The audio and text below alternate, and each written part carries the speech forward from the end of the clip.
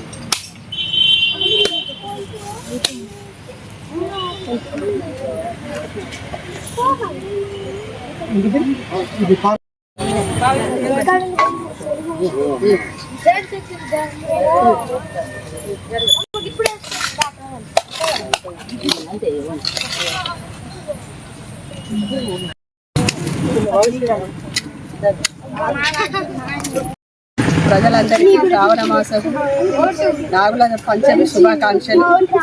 శ్రావణ మాసంలో వచ్చే మొదటి పండగ మనకు ఈ నాగుల పంచమి. అందరూ మహిళలందరూ పుట్టలో పాలు పోసి నాగమ్మను అందరూ మంచి జరగాలని వేడుకుంటారు. అలాగే ఈ పుట్టల పాలు పోసినాక ఈశ్వరునికి ఒక్క పొద్దులు పడతాం మనం. పుట్టలో వరలక్ష్మి వ్రతం కూడా నెక్స్ట్ వస్తుంది. అది కూడా అందరికీ వరలక్ష్మి వ్రతం శుభాకాంక్షలు కూడా చెప్తున్నాం ముందే. అందరూ పుట్టల పాలు పోసి నాగమ్మను మనకు మంచి జరగాలని, ప్రజలందరికీ మంచి జరగాలని కోరుకుంటున్నాము. పెళ్లి కాని వారికి పెళ్లి అవుతుంది. మన పిల్లలు కాని వారు కూడా పుట్ట పూజ చేస్తే మంచిగా పిల్లలు పుడతారు. అందరికీ మంచి జరగాలని కోరుకుంటూ మరోసారి నాగుల పంచమి శుభాకాంక్షలు. అందరికీ ముందుగా శ్రావణ మాసము నాగుల పంచమి శుభాకాంక్షలు. ఇది శ్రావణ మాసం అంటేనే ఆడవాళ్ళకు చాలా ఇష్టమైన మాసము, పూజల మాసం అని కూడా అంటారు. దీనిని నాగుల పంచమి, గరుడ పంచమి అని కూడా మనం చెప్పుకుంటాము. మన సంస్కృతి సాంప్రదాయాలు చాలా విశిష్టమైనవి. మనం ప్రతి పుట్ట, చెట్టు, గుట్ట అన్ని నాగులను అన్నిటినీ పూజించుకోవడం మనకు ఆనవాయితీ. ఇలా పూజించడం వల్ల మనకు చాలా మంచి జరుగుతుందని మనం నమ్మకం. పిల్లలు లేని వారికి పిల్లలు కలగడం కానీ, ఆరోగ్యం బాగాలేని వారికి ఆరోగ్యం రీత్యా బాగవడం కానీ ఇలా చాలా మంచిగా జరుగుతుంది. దీన్ని గరుడ పంచమి, నాగుల పంచమి, నాగుల చవితి, స్కంద షష్ఠి అని ఇట్లా రకరకాల పేర్లతో మనము పూజలు సంవత్సరంలో 2 సార్లు అట్లా జరుపుకుంటాము. ఇది నాగులు అనేది అన్నిటికీ కూడా మనం వాహనంగా కూడా చూస్తాము. వినాయకునికి కానీ, శివుడికి కానీ, విష్ణువుకి కానీ, అన్ని దేవతలకు కూడా మనం అలంకరణ వస్తువుగా, వాహనంగా కూడా మనం పూజిస్తాము, చూస్తాము. ఇలా పూజించడం వల్ల అందరికీ మంచి జరుగుతుందని మన విశ్వాసము. ఇలానే ఎప్పుడు కూడా మనం సంస్కృతి సంప్రదాయాలను పాటిస్తూ దేవుడిని ఆశీస్సులు కోరుతూ మనం ముందుకెళ్ళాలని ప్రార్థిద్దాం దేవుడిని.